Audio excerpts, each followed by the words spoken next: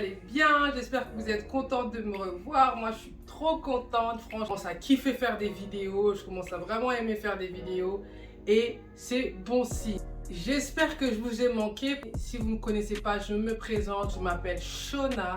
Je vis au Canada, ça fait un peu plus de 5 ans maintenant. N'hésitez pas à vous abonner en masse, à liker et à commenter sur cette vidéo si cette vidéo vous aura intéressé.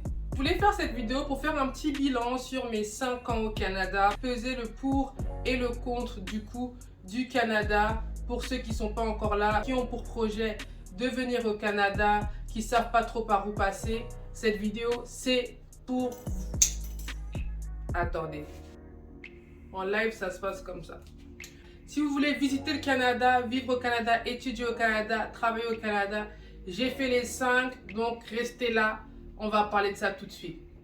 Premièrement,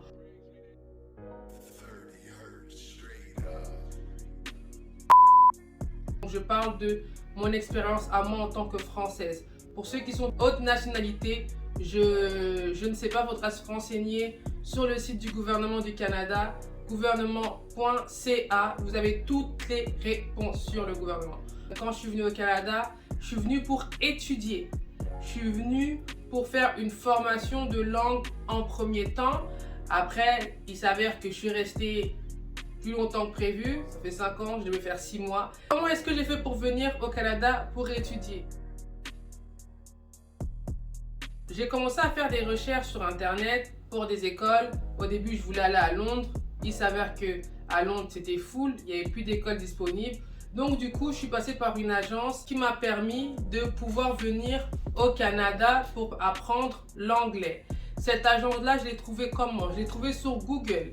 Il suffit d'aller sur Google. On a tous un téléphone, on a tous Internet. Il y avait toutes les informations. C'est eux qui m'ont trouvé l'école. Ce sont eux qui m'ont trouvé la première famille d'accueil. Et ce sont eux qui m'ont expliqué les démarches à suivre pour venir au Canada. Il faut savoir, je vais vous mettre en description l'agence de voyage que j'avais utilisée. Il faut savoir que pour venir au Canada, si vous êtes français et que vous voulez faire une période de 6 mois ou moins, vous n'avez pas besoin de visa, vous n'avez pas besoin de permis de travail, vous n'avez pas besoin de permis d'études, vous avez juste besoin d'une autorisation de voyage électronique, un AVE, et vous avez le droit d'étudier la langue, du coup l'anglais, au Canada sans pour autant avoir à payer au live. Vous n'avez pas besoin de payer de visa, mais ça, moi, je ne savais pas. Cet AVE-là, il vous coûte entre 10 et 15 dollars en général. Vous devez juste remplir un formulaire sur le site du gouvernement et cet AVE-là, on vous le donne normalement, approximativement en, allez, 1 ou 2 heures, on va dire. Pour tous ceux qui veulent venir et faire leurs études, vous pouvez faire un permis d'études. Moi, c'est ce que j'ai fait après ma formation d'anglais. Enfin, après mon apprentissage d'anglais, j'ai fait un permis d'études. Un permis d'études, c'est un document qui vous permet d'étudier à l'université, dans un collège ou dans une institution pour la durée de votre programme. Ça, c'est ce que j'ai fait après ma formation du coup d'anglais. J'ai dû faire un permis d'études quand j'ai voulu faire, quand j'ai voulu avoir mon diplôme dans un collège ici au Canada. Le permis d'études, en général, si je ne dis pas de bêtises, il est entre 150 et 200 dollars canadiens. Je pense, je ne suis pas sûre. Si je dis une bêtise, en tout cas, tout sera en barre d'infos. Vous avez toutes les informations sur le site du gouvernement Canada.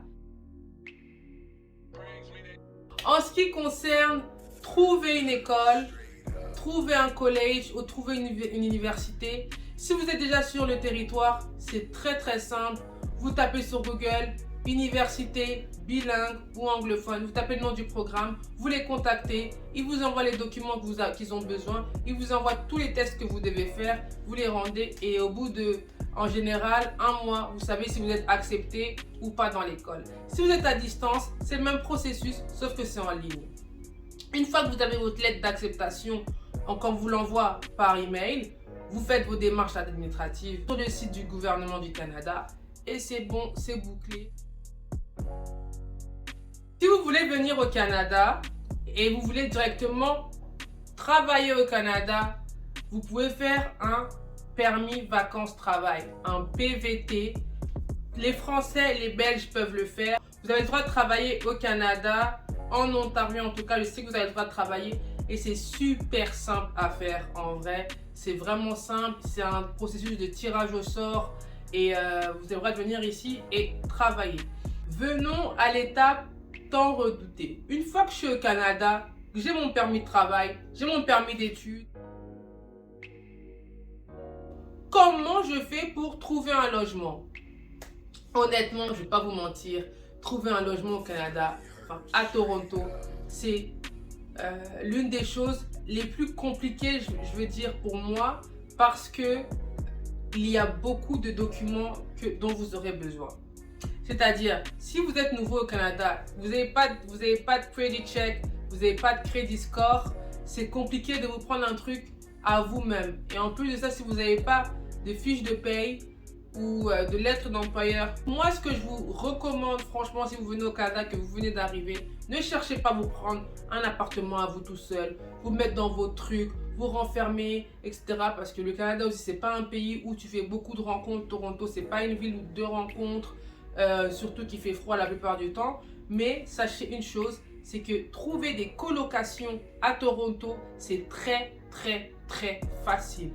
Vous allez sur Marketplace, Facebook, vous tapez, il y a des sites, les Français à Toronto, les Françaises à Toronto, les PVTistes, il y a tellement de sites où vous pouvez juste taper, je cherche ci, je cherche ça, est-ce que vous pouvez m'aider, est-ce que vous connaissez quelqu'un?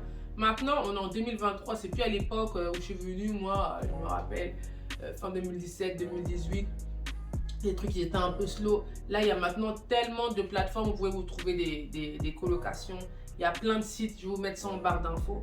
Optez pour une colocation. En ce qui concerne trouver un travail, si vous maîtrisez la langue, l'anglais, vous parlez déjà français, c'est plutôt simple. Il y a beaucoup d'employeurs qui veulent vous prendre. Il y a beaucoup d'employeurs qui cherchent des bilingues dans des centres d'appel, dans des banques, dans des centres commerciaux. Vous allez trouver un travail plutôt facilement au Canada. Mon bilan à moi de ces 5 années. Franchement, je trouve que le Canada, malheureusement, c'est un pays qui désocialise un peu. Tu vas pas, si tu veux faire des rencontres, si tu viens ici pour rencontrer l'homme de ta vie ou quoi que ce soit, vraiment, change de pays. Ici, en tout cas, Toronto, c'est une ville d'argent. C'est une ville où les gens veulent travailler, les gens sont déterminés, les gens veulent réussir dans leur vie. Vraiment, si tu veux t'amuser, il faut aller sur le côté. Ici, c'est du sérieux. Si tu veux, if you want to make money, come here.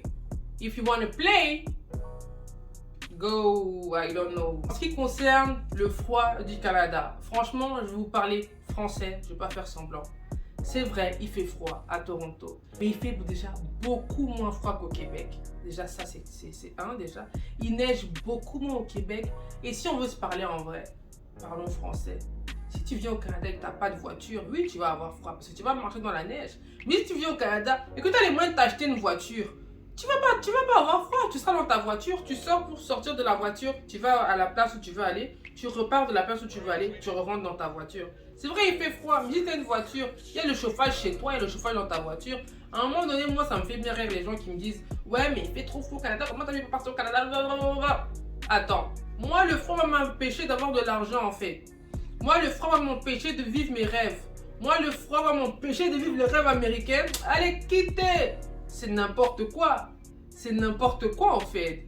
Moi, je parle, les gens qui me disent ça, en fait, j'ai l'impression que ces gens-là n'ont pas d'objectif de vie concret. Si tu t'arrêtes à la température, écoutez-moi attentivement, la température d'un pays ne doit pas t'empêcher d'y aller si tu as des vrais projets et des vrais objectifs. Concernant les soins de santé ici au Canada, franchement, si vous avez peur de ça et que vous venez pas au Canada parce que vous croyez que vous allez payer le médecin comme aux États-Unis, etc., c'est faux, c'est faux. Si tu es au Canada et que tu as un employeur qui t'a embauché pour une période, donc un job permanent, tu es en CDI chez cet employeur-là, tu as le droit à avoir une carte de santé.